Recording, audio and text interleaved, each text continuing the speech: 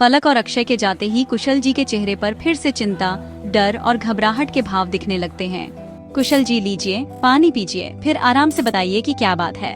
कुशाल जी अपने कांपते हुए हाथों से ग्लास लेकर एक घूंट पानी पीते हैं। कुशाल जी अपने उसी कांपते हाथ से वो लिफाफा निकालकर आराधना जी के सामने कर देते हैं। आराधना जी भी एक बार को वो लिफाफा देखकर सोच में पड़ जाती है, लेकिन जैसे ही अतीत की उन कड़वी यादों पर जमी धूल की परत उनके झन से साफ होती जा रही थी, उनका हाल भी कुशल जी जैसा ही होता जा रहा था।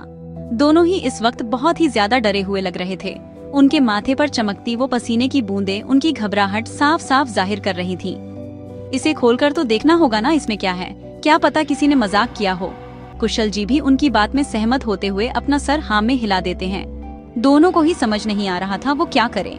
कुशल जी अपने कांपते हुए हाथों से उस लिफाफे को खोलना शुरू करते हैं। उस लिफाफे से आ रही वो अजीब सी महक दोनों से ही बर्दाश्त नहीं हो रही थी। लिफाफा पूरा खोलने पर उन्हें अंदर कुछ तस्वीरें मिलती हैं, जिस पर रेड क्रॉस का निशान बना हुआ था।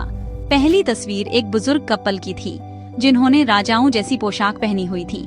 आदमी के सर पर राजस्थानी पगड़ी थी। उस तस्वीर में भी उनका रुतबा अलग लग रहा था, मगर उस पर बना वो लाल क्रॉस का निशान ये गवाही दे रहा था कि वो अब इस दुनिया में नहीं रहे। उसके बाद 32 से 33 के उम्र के एक कपल की तस्वीर थी, जिन्होंने भी राजसी पोशाक पहनी हुई थी। ऐसे ही एक एक करके कई तस्वीरें थीं, जिन्हें देखते हुए कुशल जी और आराधना जी की आंखों से आंसुओं की धारा बह रही थी। इतना कहकर वो फुट फुट कर रोने लगते हैं। आराधना जी की आंखों से भी आंसू रुकने का नाम नहीं ले रहे थे। कुशल जी के हाथ से वो लिफाफा नीचे गिर जाता है, जिसमें और भी कुछ तस्वीरें थीं। उन तस्वीरों के साथ एक कागज भी नीचे गिर जाता है। कुशल जी खुद को संभालते हुए उस कागज को उठाते हैं। उस कागज पर लिखे शब्दों ने तो जैसे उन्हें और भी हिला दिया था। क्या हाल है ऊधम, और रुक्मिणी भाभी कैसी है?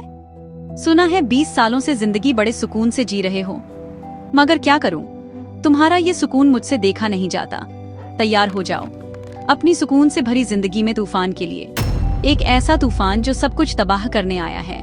बचा सकते हो तो बचा लो अपने आप को, और अपने प्यारे प्यारे बच्चों और भाभी को भी। खेल शुरू। इसके आगे कई सारे शैतानी हंसी वाली इमोजी बनी हुई थी। जैसलमेर हवेली। अभिमन्यु अब तक अपना नाश्ता करके एयरपोर्ट के लिए निकल चुका था। उसने घर पर भी किसी को नहीं बताया था कि वो इंदौर जा रहा है। क्या होने वाला है आगे? किसने भेजा है कुशल जी को यह लिफाफा? आखिर किसकी तस्वीरें थी वो?